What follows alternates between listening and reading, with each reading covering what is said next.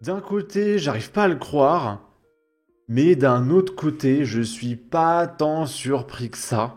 Mais c'est quand même hallucinant. La streameuse sud-coréenne Jinity, qui, souvenez-vous, s'était faite agresser par ce cher Timothée, hein, je rappelle que c'est une fake news, hein, le coup du Timothée, eh bien, elle s'est de nouveau faite agresser. Voilà, son séjour en France, elle va s'en rappeler, hein, je vous le dis tout de suite.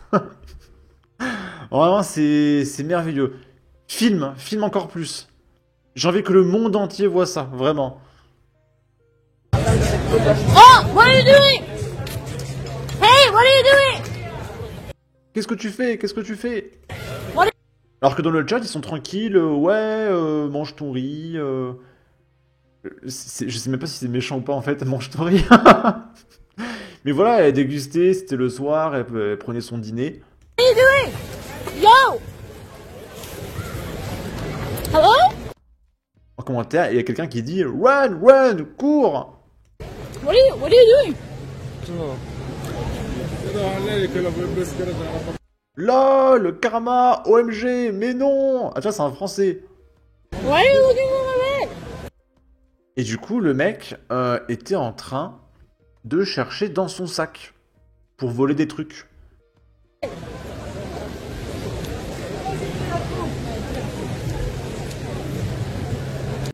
Not again! Il y a un mec qui l'a dit.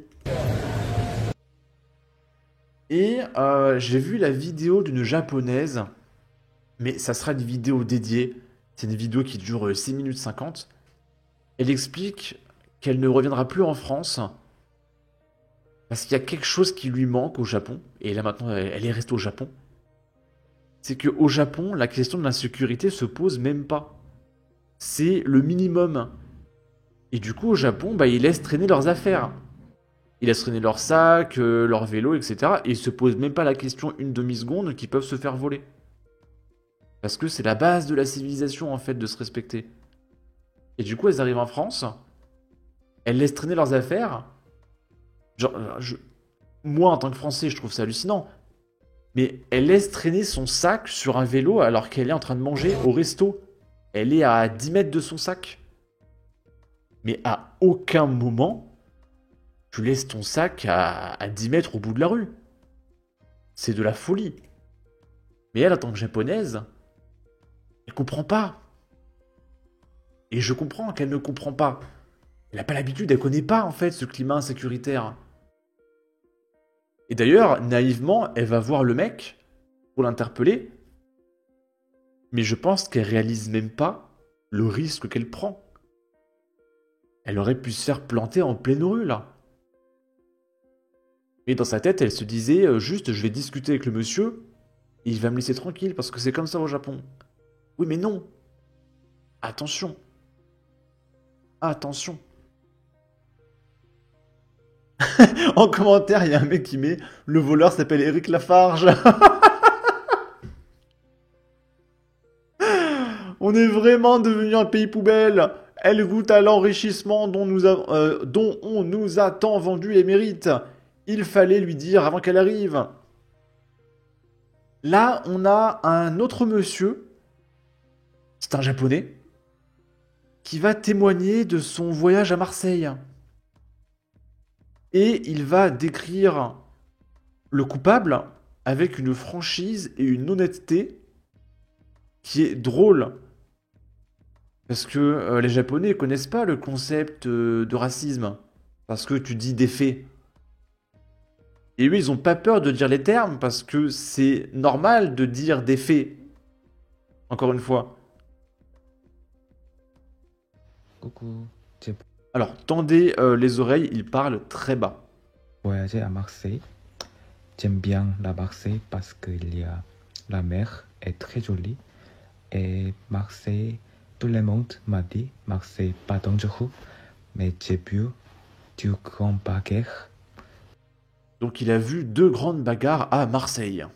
Une fois, première fois, dans le bus, il y a trop grand bagarre et la police vient, mais encore, il frappait tous les deux et dernier point, il y a la voiture et motocycle et le vieux homme sortit de la voiture et frappé homme arabique. Il y avait un homme arabique. Donc en gros, l'affaire, c'est qu'il y a eu une bagarre entre un homme arabique et un vieux monsieur qui est sorti de sa voiture. Homme arabique, c'était trop grand bagarre.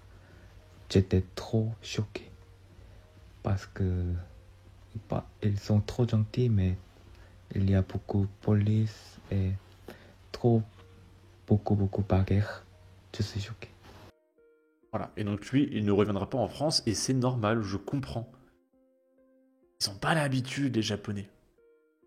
Et vraiment, j'ai trop hâte de sortir la vidéo sur la japonaise, mais il se passe trop de trucs et je pense que je la sortirai vers le mois d'août pour quand je partirai en vacances. Il me faut des vidéos pour quand je serai pas là. Mais en gros, la japonaise explique des trucs normaux, hein. Et par exemple, elle comprenait pas les gens qui jettent leurs mégots par terre. Parce qu'au Japon, ils mettent leurs mégots à la poubelle. Et vraiment, c'est au-dessus de ses forces de comprendre pourquoi le mec veut pas faire l'effort de mettre son mégot à la poubelle. Et elle comprend pas, elle se dit, bah, c'est la base, c'est normal, il n'y a même pas de loi au Japon sur ça, parce que bah, c'est le minimum en fait. Et qu'elle explique que les villes sont dégueulasses, etc. Vraiment, les Japonais, leur retour au réel, il est terrible. Il est absolument terrible. On va finir avec l'histoire d'Islam. C'est un migrant clandestin tunisien multirécidiviste, évidemment toujours en liberté, qui a été arrêté en flagrant délit de vol de plusieurs ordinateurs. Je cite, « Il guette l'inattention des passagers. » C'est la hantise de tous les voyageurs prenant le train pendant les vacances, se faire voler sa valise pendant qu'ils ont le dos tourné. Et c'est malheureusement devenu la spécialité de voleurs qui écument les grandes gares de Paris. Mercredi 23 avril, un homme de 40 ans a été condamné par le tribunal correctionnel de Paris à une peine de 6 mois de prison qu'il exécutera sous le régime de la semi-liberté. Donc, semi-liberté, il a un bracelet électronique, il sera pas en prison, il est encore relâché, parce qu'évidemment, c'est pas parce qu'il a commis un acte 45 fois qu'il ne recommencera pas une 46e fois. Hein, laissez-lui une chance quand même, tout le monde a droit à une 46e chance.